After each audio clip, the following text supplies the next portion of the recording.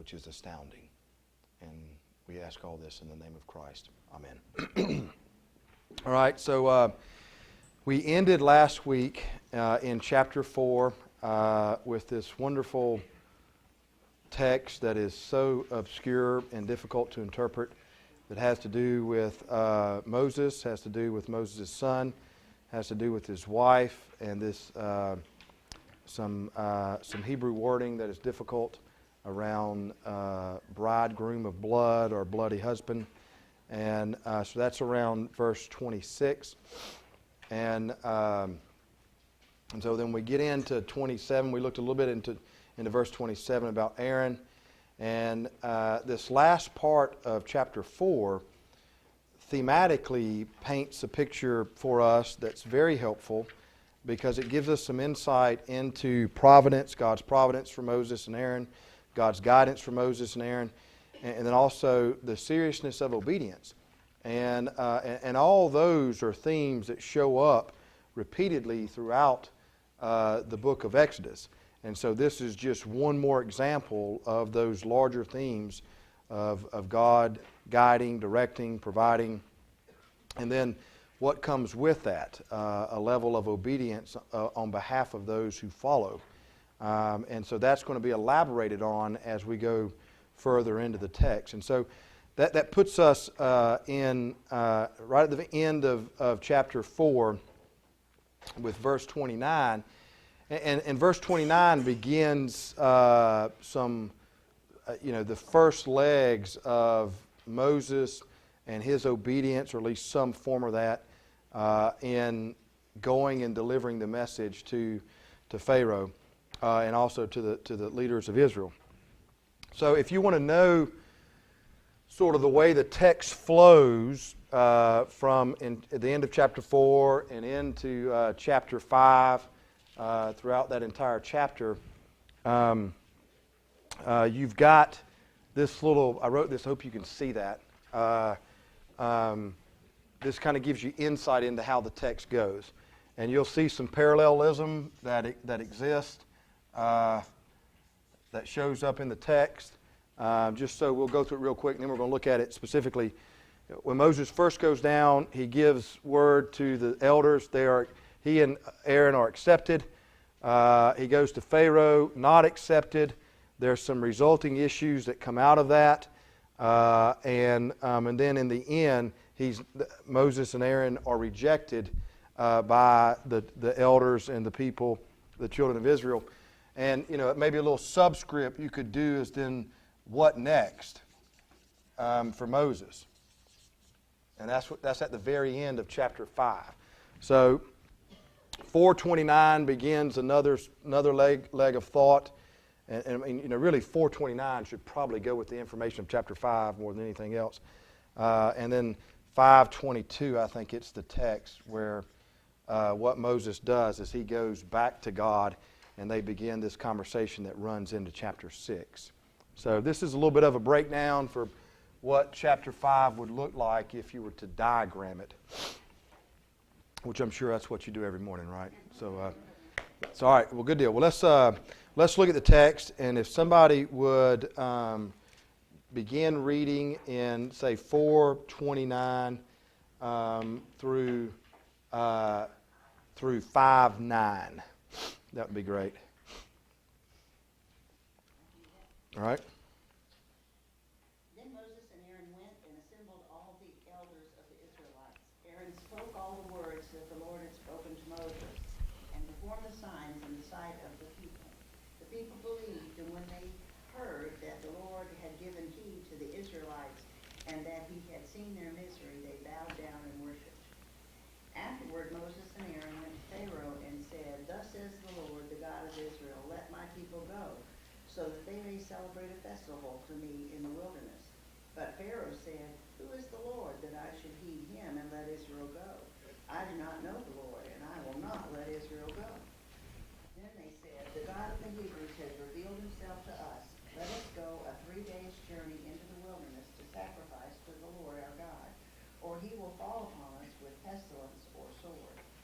But the king of Egypt said to them, Moses and Aaron, why are you taking the people away from their work? Get to your labors.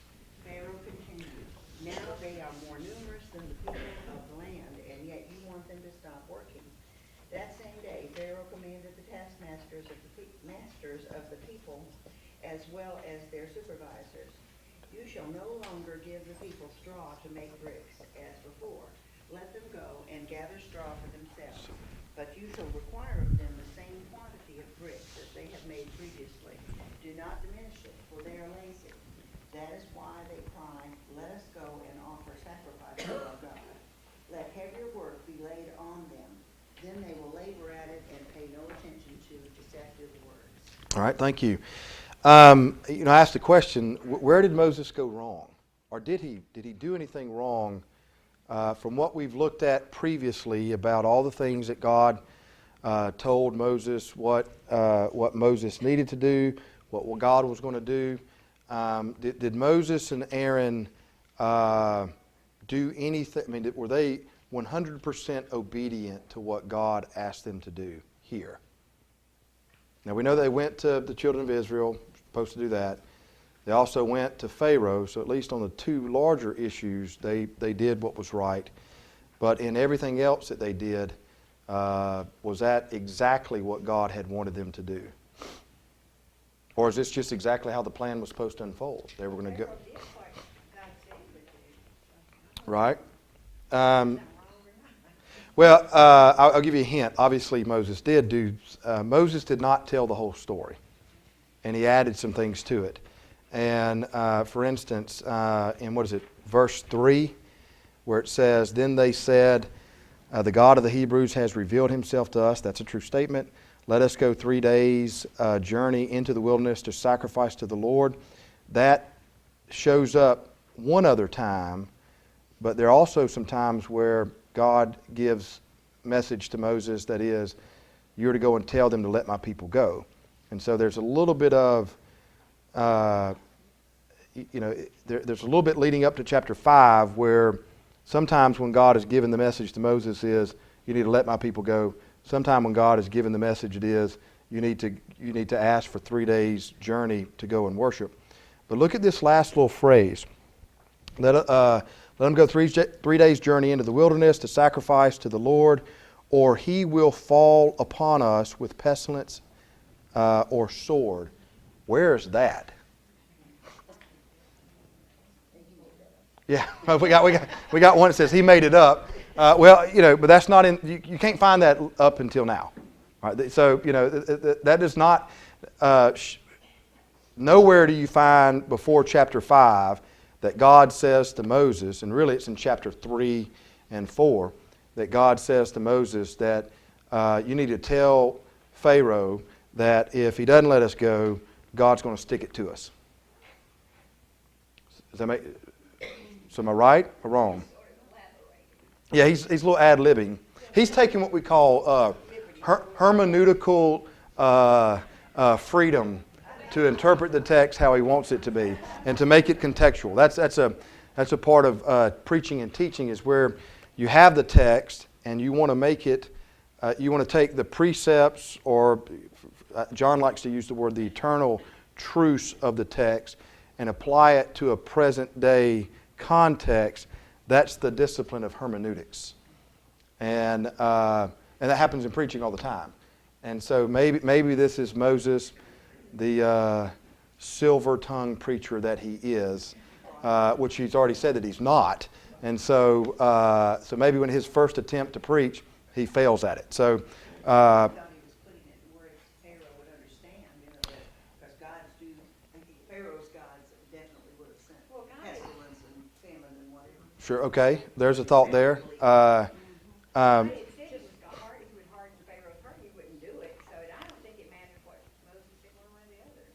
Well, okay.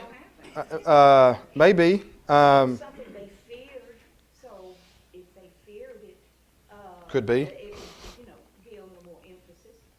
Yeah, I mean, there's definitely, and if you look at it from Moses and Pharaoh's, I mean, obviously Moses would be the receiver of the suffering. I mean, I think I would not want that. At the same time, this is Pharaoh's free labor.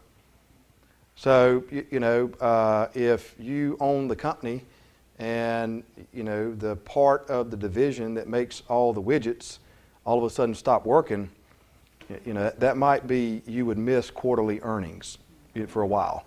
And so, Maybe this is Moses trying to sweeten the deal, or maybe put a little fear into Pharaoh. Who knows why? Okay. Well, when you negotiate with someone, sometimes you ask for very little because you might have a better chance of getting. It would be easier to say, give us 3 days than let us go. Mhm. Because like you're Okay. saying, there goes all the labor force. Well, I mean, again, this is, we don't know exactly why this happened. But just strictly speaking, if you go back and look in chapter 3 and chapter 4, and we know this in 3:19 through 21 and 4:21, what Moses was supposed to say. It doesn't say anything about God's going to slaughter us if you don't. And so at least on one level, you've got a question mark, we'll just leave it as a question mark, that at least Moses' second attempt at doing something with the children of Israel. Remember, the first attempt is in chapter 2. It doesn't work. He runs off hiding, on the mountainside for 40 years. His second attempt, at least now he's up in front of Pharaoh, and he gives some level of, hermeneutical liberty or freedoms, and for whatever reason, we don't know. It could be negotiation, it could be fear, it could be maybe he's trying to get the upper hand on Pharaoh, don't know. But anyway, it's not exactly what God had asked. Now, keep in mind, this comes right after the text where circumcision is talked about in under the whole theme of obedience. So, it's interesting that, you've got that obscure text right at the end of chapter 4 that talks about obedience and that it's Moses or Moses' son and that whole issue. And so the point behind that is obedience is important. Obedience to the covenant, obedience in general. Moses goes before Pharaoh and he is not 100% obedient. Correct? Okay. Also, was he not supposed to take the elders with him? In chapter 3, 3:19 through 21, 4:21, Moses is also supposed to take the elders with him. Who's in front of Pharaoh? Or 3:18, maybe it's 3:18.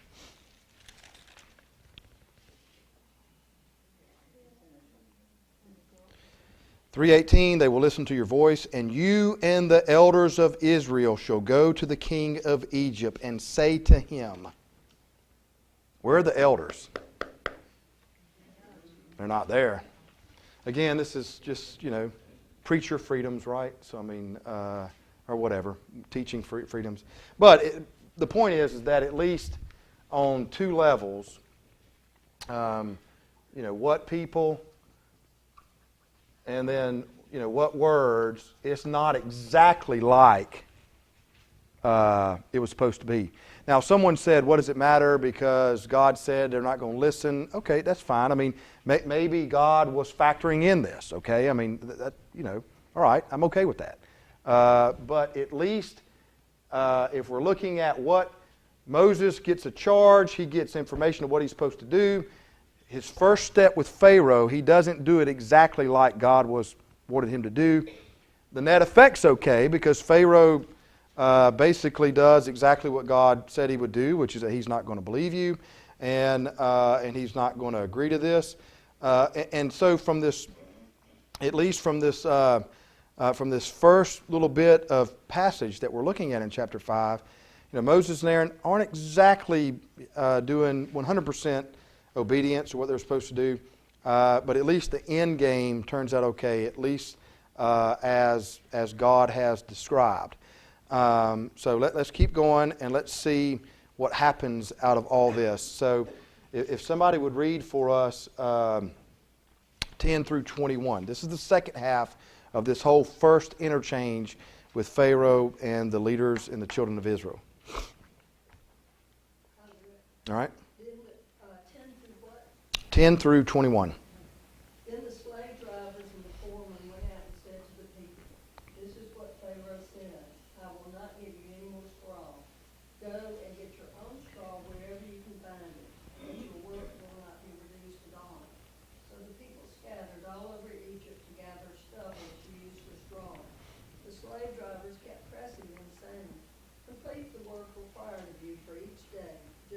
you had strong?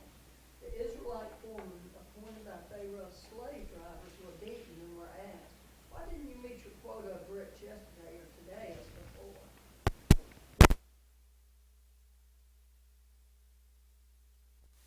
This way. Your servants are given no straw, yet we are told, make bricks.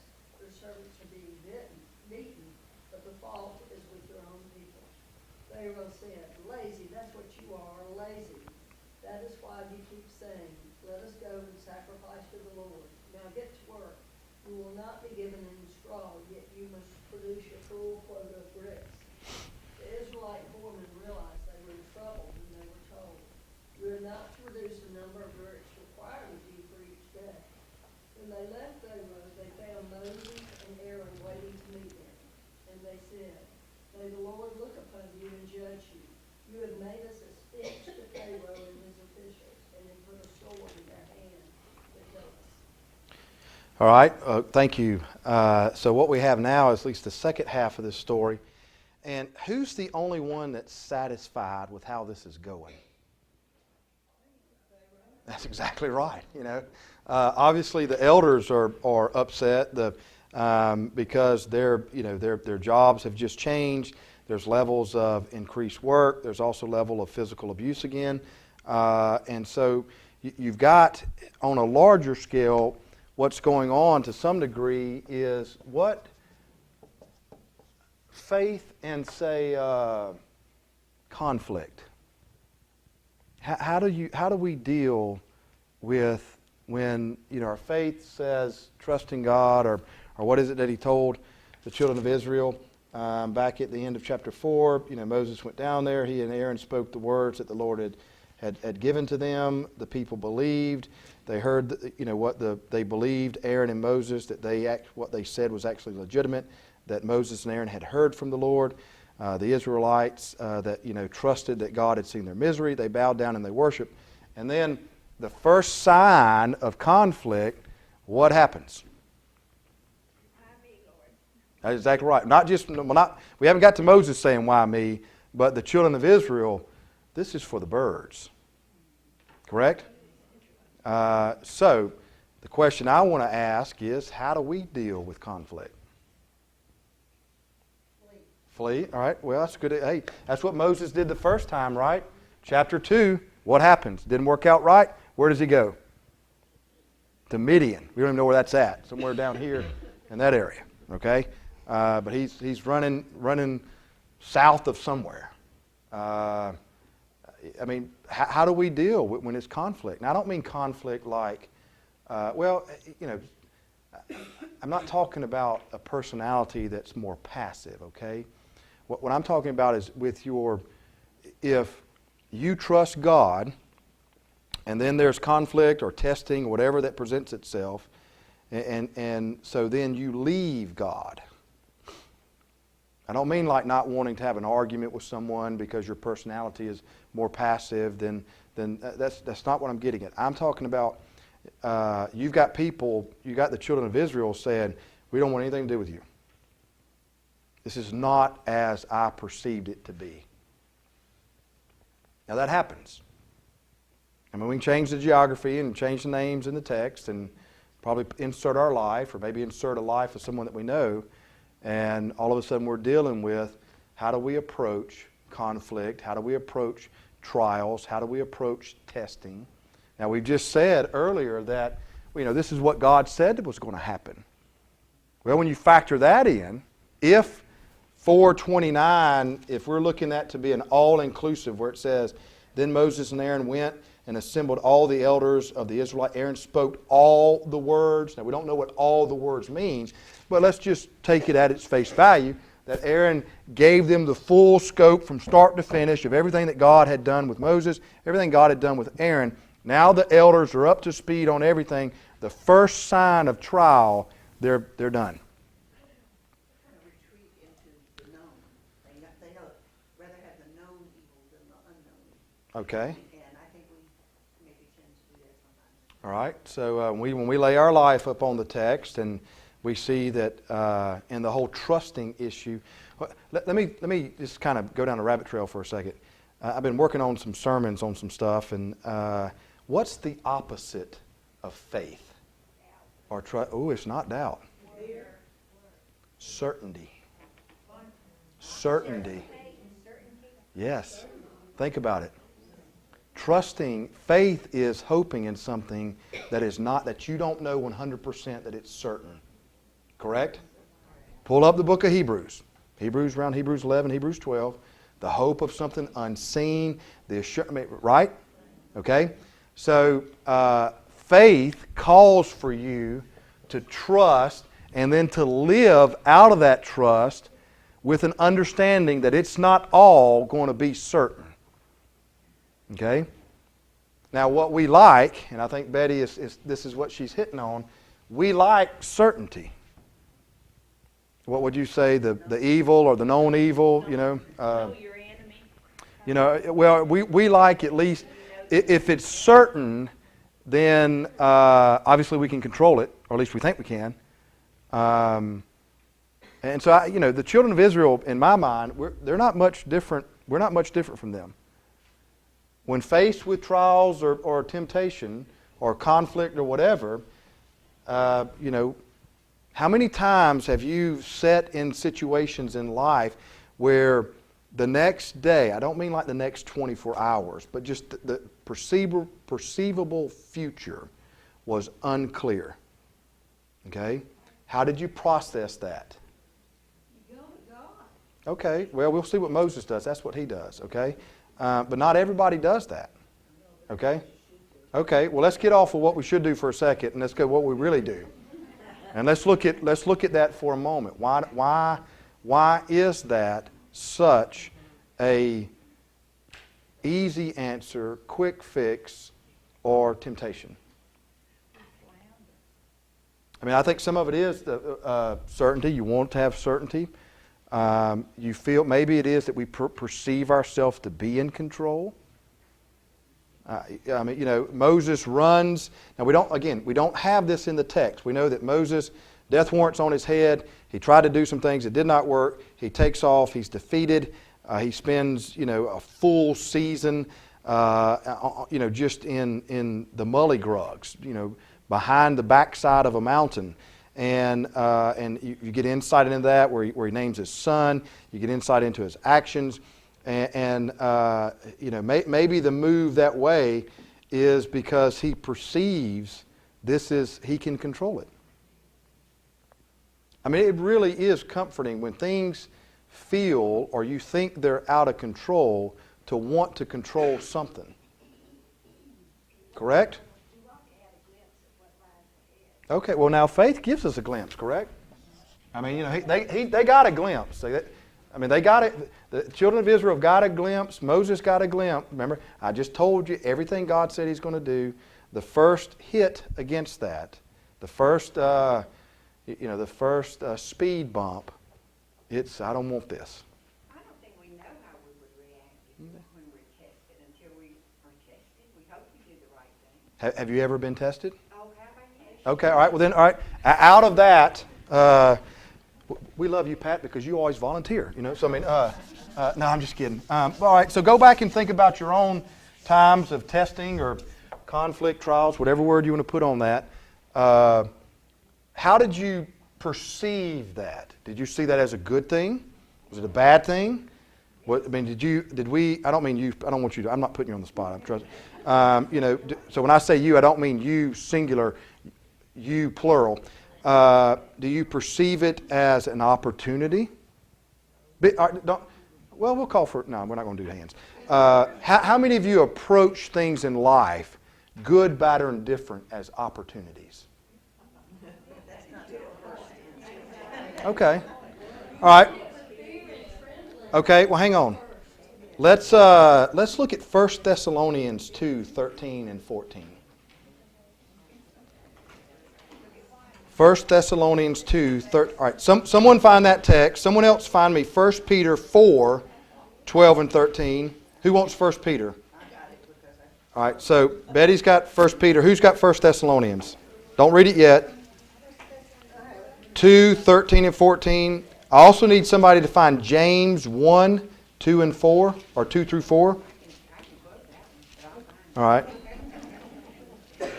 And then if someone would find me Hebrews 12:7. And then if someone would find 1 Peter 1:6 through 7. It's a lot of stuff, isn't it? 1 Peter 1:6 and 7.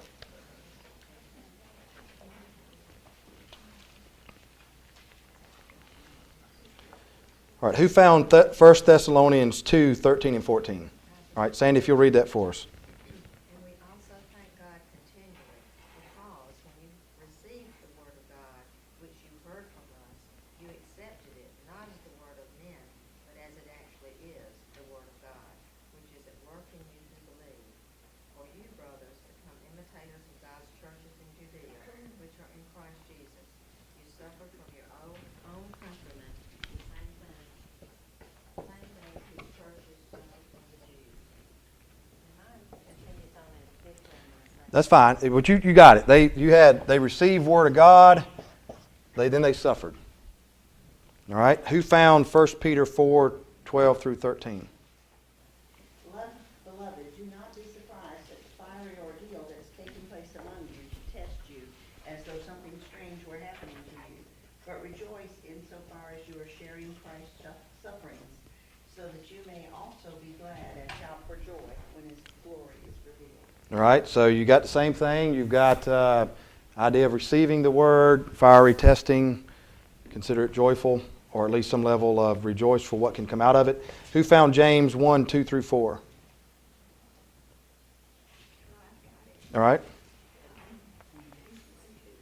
My brothers, whenever you have to face trials of any kind, count yourselves supremely happy in the knowledge that such testing of your faith will reward you. All right. So now, at least in James, we get some end product that something can be produced out of this. That's good. But same concept, faith, then testing. Hebrews 12:7. All right. Endure hardship as discipline. God is treating you as His children. For what children are not disciplined by their father. All right. So now we got the whole concept of that perhaps going through trials can be some level of a discipline because it can produce something else. 1 Peter 1:6 through 7. Okay. So be truly glad. There is wonderful joy ahead, even though it is necessary for you to endure many trials for a while.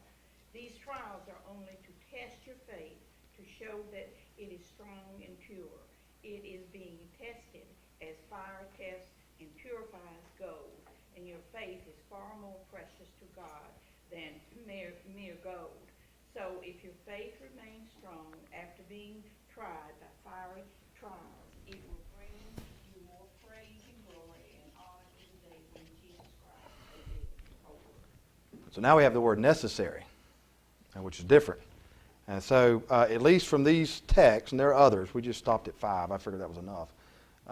At least we have some insight in that when faith and conflict present themselves, that there at least something in the conflict or going through the conflict can produce something that is better than before.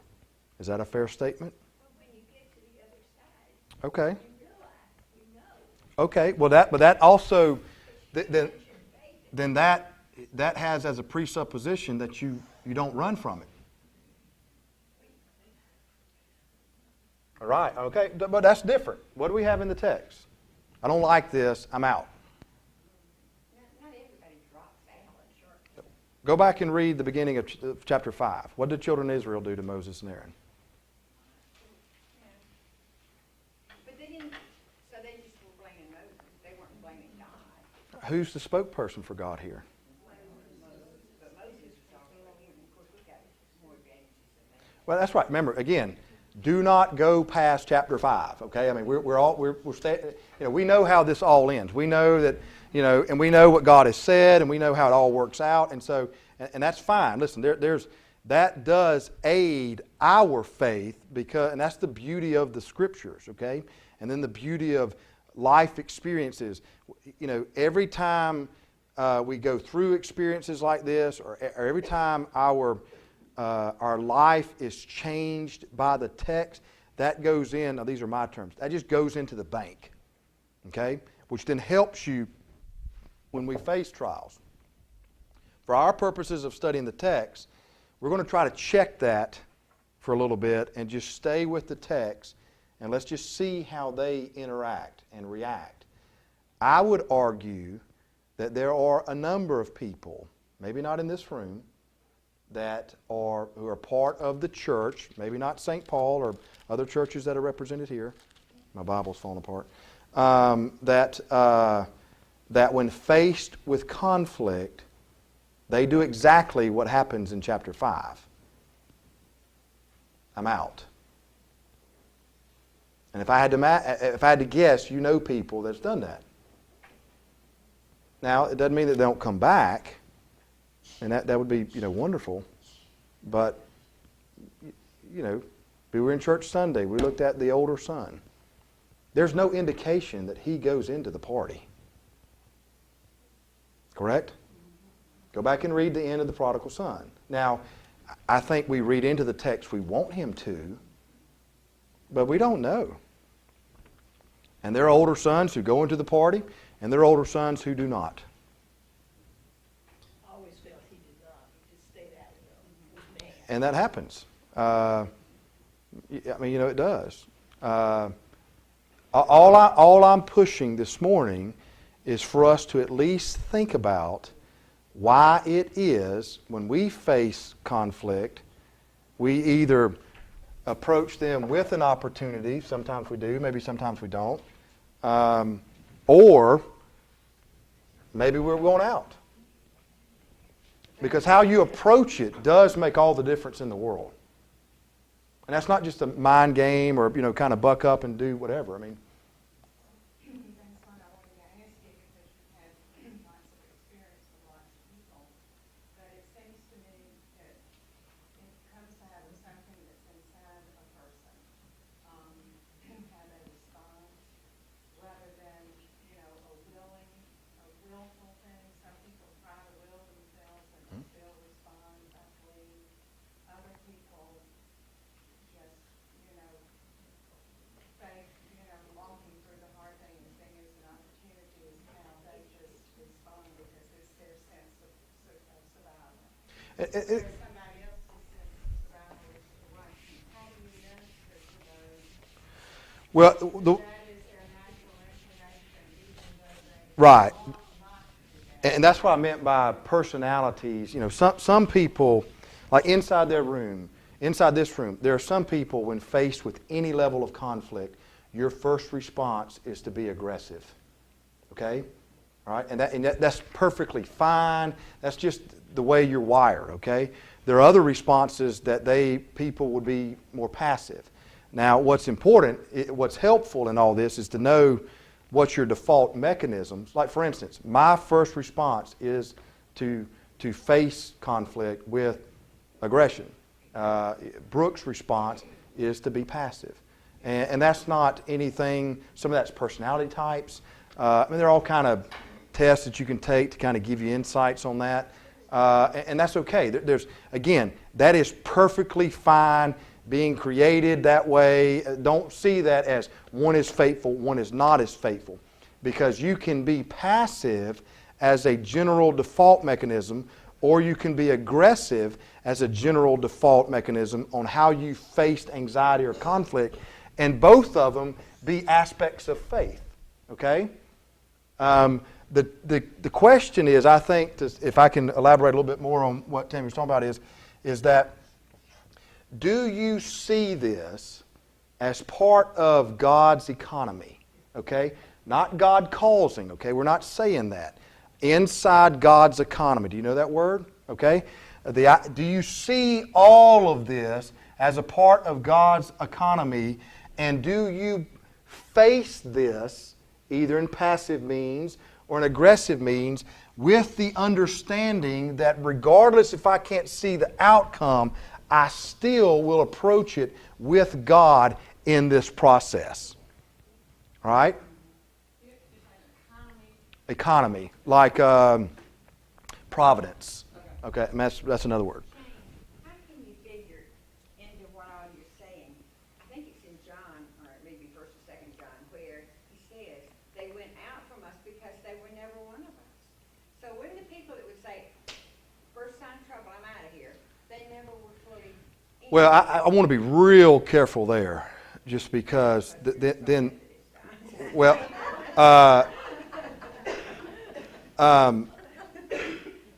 I'll use another word, and I don't mean it.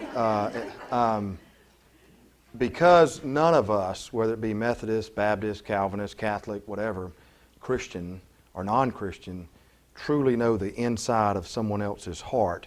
Be careful on what we perceive on someone else's actions. Does that make sense?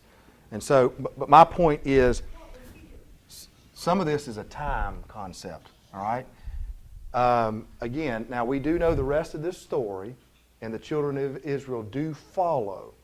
I'm just asking the question because I want us to get at our intentions on what happens when we face conflict, okay? And if we face conflict with, I don't want to use the word faith because we've already been talking about, with a resolve or a confidence that God is somehow working in this, then how that determines what we do when we face conflict. Because this is not going to be the only conflict that the children of Israel face. And what shows up repeatedly is this whining, mumbling, blaming type response all over the place, even with Moses. Now we haven't looked at verse 22. I think you mentioned the idea of go to God. Well, Moses does go to God, but he goes to God with the big fat why. Accusation. Okay, but now when we get to that, and we might as well just move into it, that's okay. Because notice that God doesn't run from any of this. And some of us grew up with an understanding that if either we doubt or if we ask the question why, then somehow we're not being faithful. God had told him that Pharaoh would not submit. And Pharaoh was very smart because he knew that if he put more and more burdens on them, a lot of them would say, well, I'd rather be back where we were in the beginning. Sure. So I'll just go ahead and work hard, and then maybe we won't have all this extra stuff piled on. Then when they get to the point where it's so unbearable that they can't tolerate it, then they're ready to see Moses and Aaron and God. Well, well, hang on. Let's hang on to that because I think we're mixing in some other parts of the story than just this one. Because out of, in this whole process, obviously their workload increases. There's also physical beatings. All right, correct? That's what it says. And so there's, this is real, in the text. It's not just, we're talking about it in hypothetical terms, but, try to put yourself in this situation, of that type of life. And how would we respond? I mean, would we want to consider and trust what Moses has said and, God's going to be with us, keep on going. I know it's bad now, but let's keep on going. Or would we, would we just say, I'm done? How we approach this, what I want you to learn from this or to take away from this is to reflect upon how you approach your mindset, your self-perception, adversity. And can you see it at least in terms that one, God is going to walk with you, and then two, when you make it through that, it'll be different. And it can be different in a good way.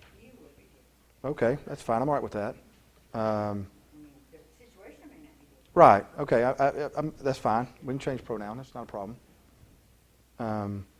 But that's a different way of living. Because part of that is you've already, on one level, you've already dealt with whatever the conflict is before the conflict comes. You know what I mean by that? If I understand that life is going to have conflict, and my faith does not spare me from conflict, okay? Because all those texts didn't use the word if. I don't know if you noticed that. All the ones we read, when. That's exactly right. When this happens, so if our faith does not spare us from conflict in life, then it would behoove us in our time of discipline and prayer and reflection, before even conflicts present themselves, to go ahead and work on our will, that when this happens, though tragic as it may be, I'm going to do the work now so that I can trust in the middle of it. That's a completely different disciplined life. I mean, it's almost to the point where not that you're welcoming a life full of conflict, but it's first, it's an understanding that it's going to present itself. Second, you're already dealing with, whether you know it or not, you would be dealing with how you would approach that, anxiety levels, things like that, before it even gets there.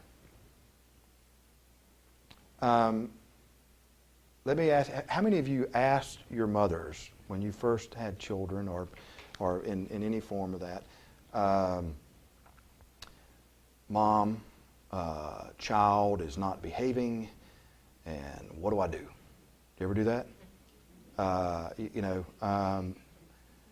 And parent probably gave something along the lines of, try to give you maybe some insight into technique, but also a wider picture of, it's going to be okay. All right? And they have hindsight going through that. But so then the next time that presented itself, you had a wider perspective, which I would imagine that your anxiety levels probably would be down a little bit. Eventually, they're going to go to sleep. I mean, eventually they're going to potty train. Okay, I mean, does that make sense? I mean, it's going to be okay. Does that make? I mean, that's a funny example, but I mean that. Well, there's nothing wrong with that. It's a smart person. Yeah, I mean, that's going to be the lesson on how to de-triangle yourself out of something. So that'll be tomorrow's lesson. But there is something too. This is going to be okay. All right. It might not be exactly how we want it to be, but get a larger perspective, and sometimes it's a larger perspective than just our life. Get an eternal perspective. Okay. It's going to be okay. Now, do you really trust that? Because that'll also approach how you deal with death differently.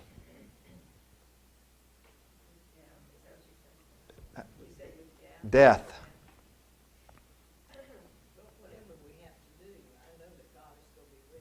Sure. Now, listen, Bishop, what's his name? Used to be at St. Luke.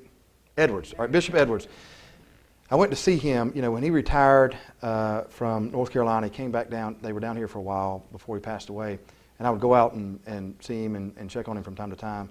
And we would talk about his coming death. He had cancer and it was terminal, and we knew that this was going to happen. And he would say over and over and over that I'm not worried about the end game. But obviously, since I don't know the process, I've got a little anxiety. All right? Okay. That's a very real, humbling, but wonderful statement. Right. And so, part of that is, all right, I know end game's going to be okay. All right? I do. Well, in this process, I've got some anxieties. Okay, so what are they, Bishop Edwards? Well, obviously, I want Linda to be okay. Obviously, I want my children to be okay. Obviously, I don't want any pain. All right? And so he unpacked all those things. All right? And so you can go through, faith does not mean you go through conflicts and you're like Captain America or Superman, and this stuff just doesn't hurt you. Be careful, because you're in denial most of the time. Not you, but somebody is, okay? I mean, it's the idea that says, I don't feel any pain from this. Okay, well, either you're off the charts narcissistic or you are denying, okay? Seriously. And so, but your approach to it doesn't have to be that woe is me, there's nothing good that can come out of this. That's what I want you to see. And you can approach it with the idea that, well, if God is with me before the conflict, just because I have the conflict doesn't mean God is absent.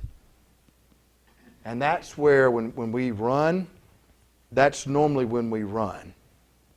Because if God is absent, then I feel out of control to various degrees. And if I'm out of control, human nature will naturally want to control whatever it is.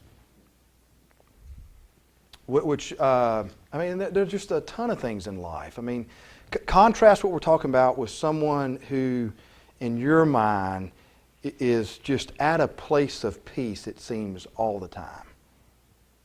Do you ever go talk to them and listen to how they just approach life?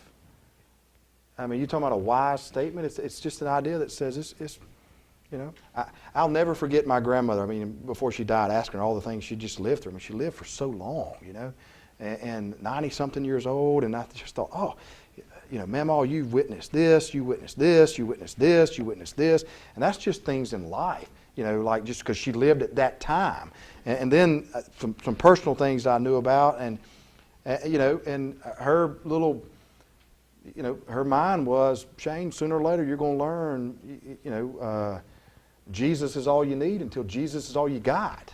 I mean, I know that's like a cliche, but I mean, there's some truth to that. I mean, the idea that says, okay, I made it through it. I'm still here. What was that same kind of difference as me? I woke up today. Remember that? Well, I think that's a rapper or something. I mean,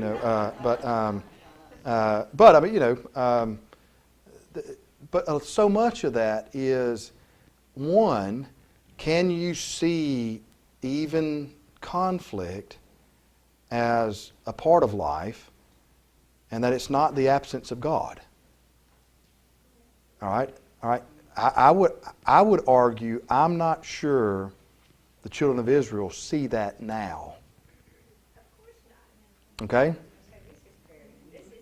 Sure, exactly right. And then, if it's not the absence of God, and that God can walk with me through this, then that should give some level of comfort and strength or resolve to approach it through the lens of faith. Does that make sense? Okay, well, let's keep on going, because then we go, some of that is going to God. So we got verse 22. Then Moses turned again to the Lord and said, O Lord, what time are we at? Okay. Y'all want to take a break or not? Y'all tell me where you're at. Need a break?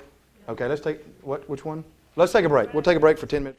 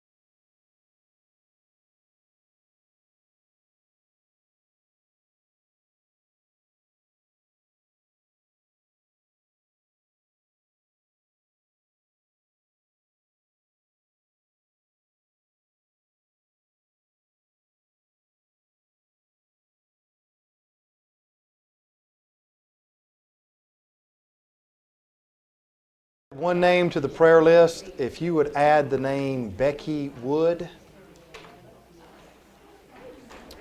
Add her to your list. Becky Wood. Add her to the prayer list. Becky Wood. I think she's just having some pains.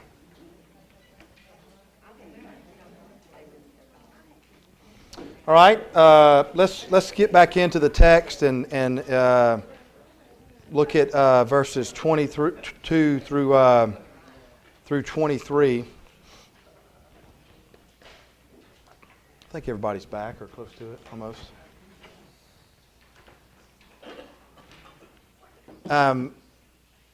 So let's, verse 22 of chapter 5, Then Moses turned again to the Lord and said, O Lord, why have you mistreated this people?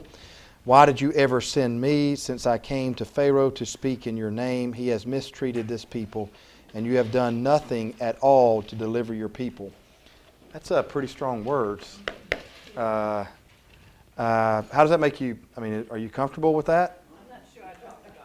Well, I think Moses asking the why question makes sense because he had Sure. a dialogue with God, and God spoke to him. But I sometimes think us asking why is a frustrating activity because God is not going to come in and explain it all to us most of the time. So there's a certain amount of faith that we've got to trust Him for being God and just roll with the flow. But these why questions you can be even more frustrated by asking them because you're not going to answer. Well, there are. You're correct. There are times in the Scriptures. I mean, Moses is not the first person to ask why. Okay, and he won't be the last one either. And there are times where there is an answer, and there are times where what you get is, buckle up, big boy. I mean, Job, for instance. I mean, you've got a repetitive why, and then finally, God doesn't speak for a long time. And the book of Job, and then at near the end of the book, God speaks, and it's it's one of those. All right, you want the answer? Get ready, and it's probably one of those where Job goes, well, I didn't really want all that. I mean, but I do think that the asking of the question is helpful. Okay, because part of what let's just talk about going through the conflict and how our faith deals with all that. I think what we have here in the text is really good. Verses 22 through chapter 6, 13, is you get some process of what's going on in this conversation. Notice first where Moses is at least notice the setting. He's with God. All right, and this is the second time he is with God, and it's the bookend. The first call on chapter 3, the burning bush, and this time where he's in God. See these as one whole unit in what's going on with Moses. Hears from God. God gives him insight, information. God calls him to a specific task. Moses attempts that in some form or fashion. He's somewhat successful, somewhat not. And out of that comes a need for greater understanding that at least begins with what he observes and the question why. Is that fair? All right. And so part of the time, I mean, some of you came up and we were talking at the break. Whenever we've gone through conflict in our own life, at least in the very beginning of whether it be with grief or just trying to get our hands around it, is this whole dealing with understanding. Why did it happen? All right? And so I think that's a fair question to ask. Doubt or the asking of the question why is not a bad thing. It is not an unfaithful thing. So often doubt is a yearning for something more. Correct? I mean, why would you ask the question in the first place?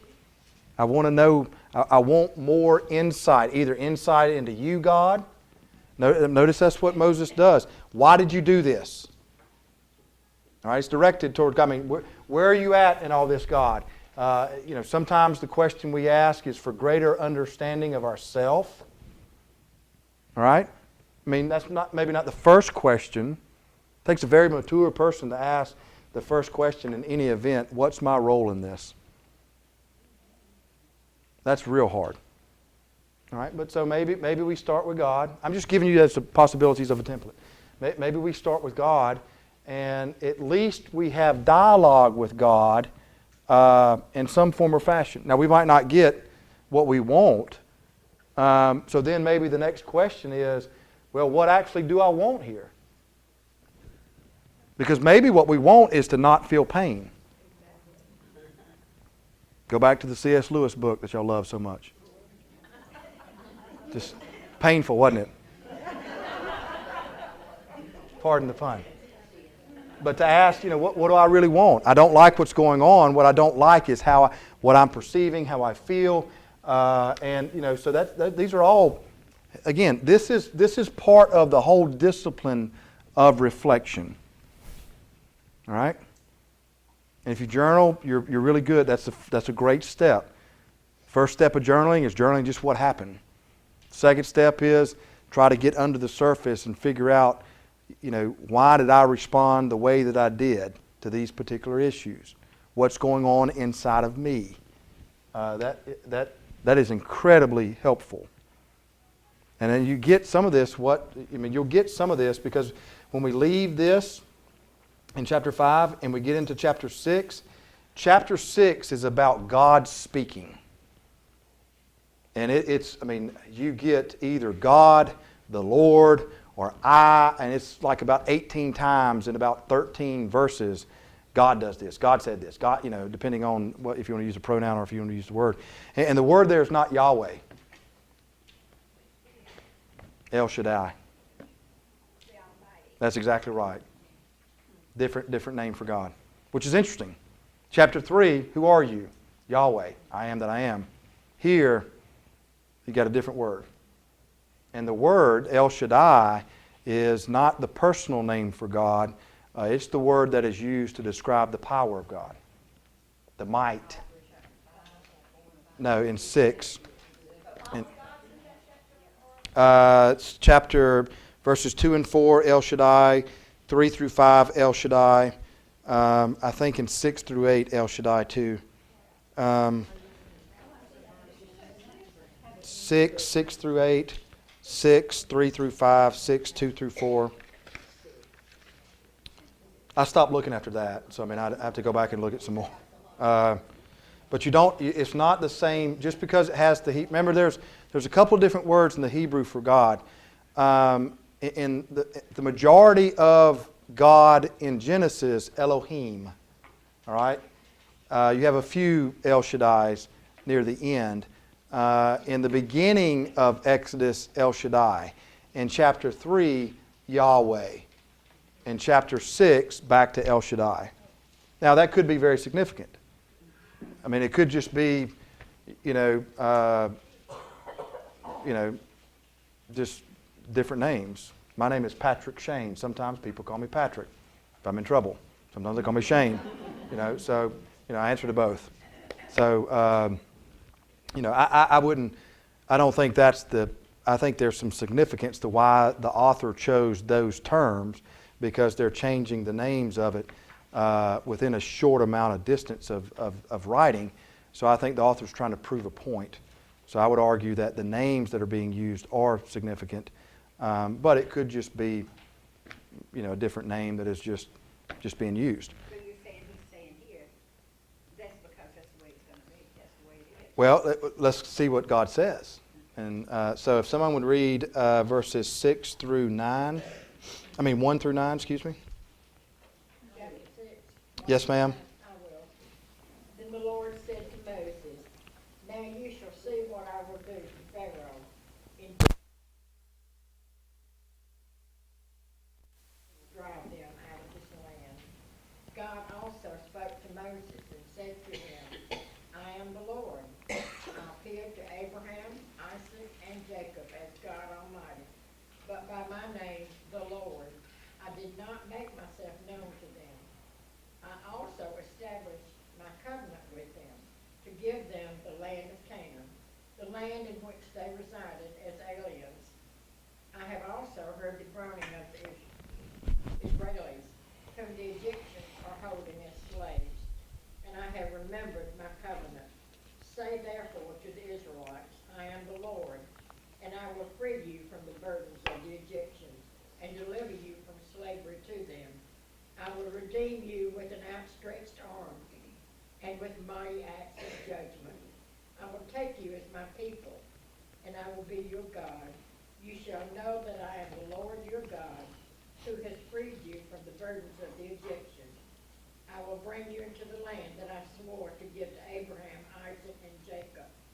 I will give it to you for possession. I am the Lord. Moses told this to the Israelites, but they would not listen to Moses because of their broken spirit and their cruel slavery.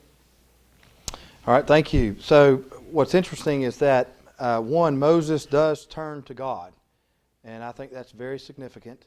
And he goes back to God, and he goes back to God with a realness in where he's at, even blaming God. And I remember hearing years ago someone, and I don't know who, I wish I could remember who said this, because then I'd like to give credit to it. But I remember them saying, if you cannot blame God, you're probably going to have a hard time trusting God. And they're talking about the intimacy there. I mean, just think about that for a second. The blame is not bad, okay? I mean, it's not that this is not taking the Lord's name in vain, all right? I mean, this is not blasphemy, all right? And so, but is there a close enough relationship? And you can see this in covenant, okay? Go back to your covenant understanding in the Bible. If God has made covenant for you, well, God has pledged some things. Correct? Isn't that what covenant means? Vows, right? What happens if you perceive somebody breaking a vow? Okay, yeah, you get angry. And your response is, wait a minute, you signed on the line. God, you signed on the line here, okay? This is not what I thought covenant meant. All right, so that's where Moses is at. He does that to God. I think that's significant. I think that's where we start. And God retells the story, framing this. This is my perception, that God has given Moses, again, understanding of what's going on. And so often when we go through conflict, where the first real battleground takes place, often is with why, understanding, things of that nature. And so we blame God, ask why, whatever.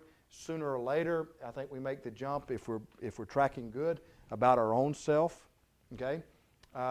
Notice that also in God's words, there's comfort. How many times I, all the way through this text? I will do this, I will do this, I will do this. And the idea is, none of this is beyond me. What we don't find in this is, well, what does it say, like in verse 6? Isn't this what verse 6 says? God took a retreat from Moses and went back and sat on his chair and said, oh my. Isn't that what it says in verse 6? It doesn't. I mean, what you've got in the text, again, the name God, powerful one, mighty one, and look at what he's telling Moses. All right, if Moses is needing understanding, Moses is in distress, in despair. I mean, what you have in God is larger understanding, giving that to Moses again. He's going to ground him back in what's going on. All right? Also, there's going to be comfort. This is not that big of a deal for me, Moses. We're still okay. And then renewed call and purpose, and then sends him back out. Now, go back to when you've dealt with conflict or things that led to despair or distress. At some point, you wrestled with understanding. And that's a time element to it, okay? I mean, it means that we don't know how long this took. I mean, it doesn't say he met with Moses at 3 o'clock and by 5 he was ready to go. So we don't know, all right? It's not 40 years, okay? But I mean, there's some time to this. And then at the same time, there is a reminding of who he is, God is, that is, to Moses. I would argue that is comforting and strengthening for Moses. Right, exactly right. Well, I mean, okay. So when we face conflict, again, let's go back to where's my stuff? All right. If we go back to what we were talking about earlier, there's this event out here, or there's this thing, conflict, trial, testing, things we don't like, cause pain, whatever you want to use. If you are reminded that God is with you, and there's something that God can do through this, that's a game changer. That is comforting. Okay? I remember when I played football for freshman year, and part of it at Columbus High School, that's where I went to school, the seniors and juniors would beat up the sophomores and freshmen as part of just the process. And my older brother was a junior, but he was the starting linebacker and one of the best players on the team. And he would not let them beat up on me. Well, yeah, what a relief is right, So I mean, the only two that made it through without being just destroyed was me and I don't know if y'all know Ralph Leary and Brown Builders. Well, Ralph was a senior, and he was the starting tackle.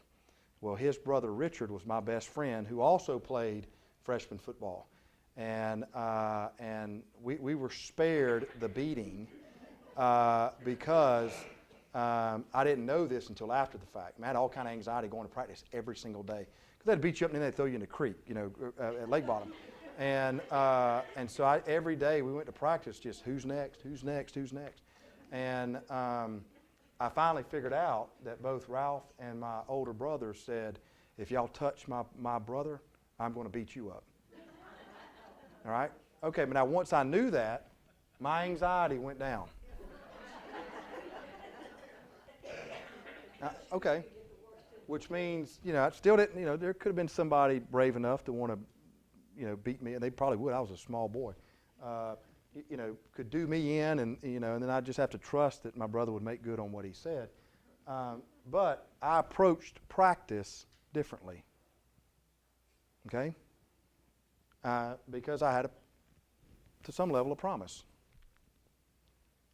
That's different. All right? What you have, I would argue, is in this.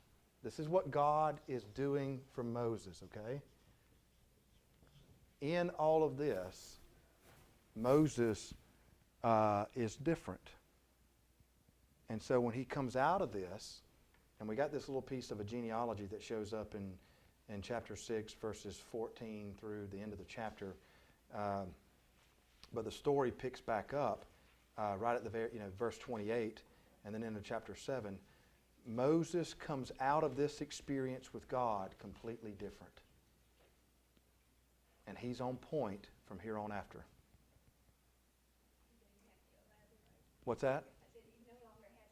That's exactly right. He doesn't take any hermeneutical freedoms, all right? And so because when we get into chapter 7, here come the plagues. So in this process of approaching this, there's all kind of, I need some greater knowledge, understanding. I need to come to grips with this. Help me with this, oh God. You see God, again, giving him greater insight. You see God comforting him, strengthening him, renewing his call, his purpose. I mean, it's amazing what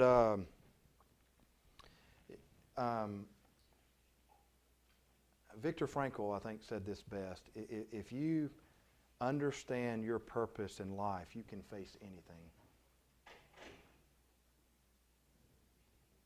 All right? And so if you belong to Christ, what's your purpose? That's exactly right. Live for Him. What's Westminster Confession? First rule, first law, first teaching? You know? That's exactly right. I mean, you know, it's to enjoy, it's to worship God and enjoy Him forever. And enjoy Him forever. The chief end of humanity. All right. So, but that's different. I mean, because all that brings in, you belong to God. That brings in God's covenant. That brings in God's love. That brings in God's grace. Because in all this, you will be, at some point, you will move off God and the why of God, and you will deal with yourself, and there'll be greater understanding of self, and you'll see that, you see all kind of things about yourself, good, bad, and indifferent, and the fact that you are this way, and nobody is spared conflict or pain or whatever, and yet God goes even one step further to give understanding, comfort, call, renewal, strength. That's different. That's like having a big brother.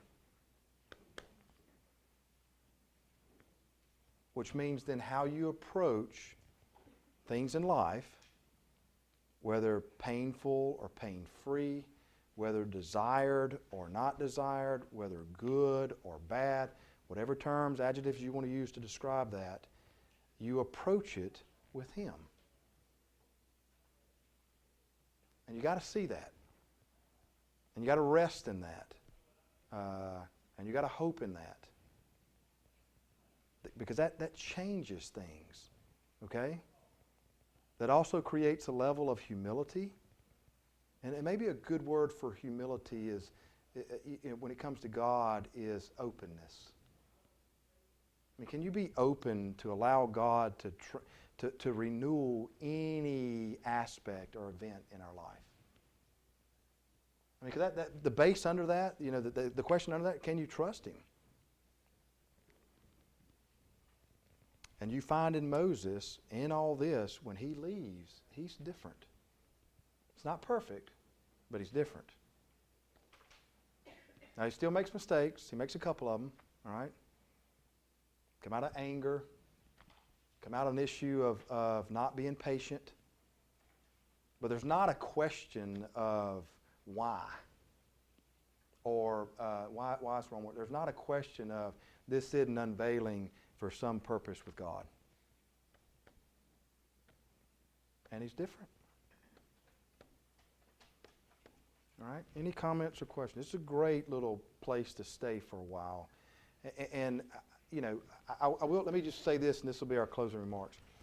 If you find yourself in a place, in a season of your life right now, where it seems out of control, or there's just all types of issues that are, this is not the season of your life that you are preferring. Stay in chapter 3, chapter 4, chapter 5, and part of chapter 6. And read that, meditate on it, reflect on it over and over and over. Do not be afraid to borrow the pages of Moses, and you stay there until it changes. Okay? Might not be for everybody, but there might be somebody. And or maybe somebody that you know, and they're crying out for some help. This is a portion of Scripture that has got all types of meat on it. And it is not easily digested. Which means don't just read through it and bam, bam, bam, and then done, and I'm going to go to countries, right? Isn't that where we're reading? And stay with the text for a while. And allow God to work through the text to bring about some change inside of our own life,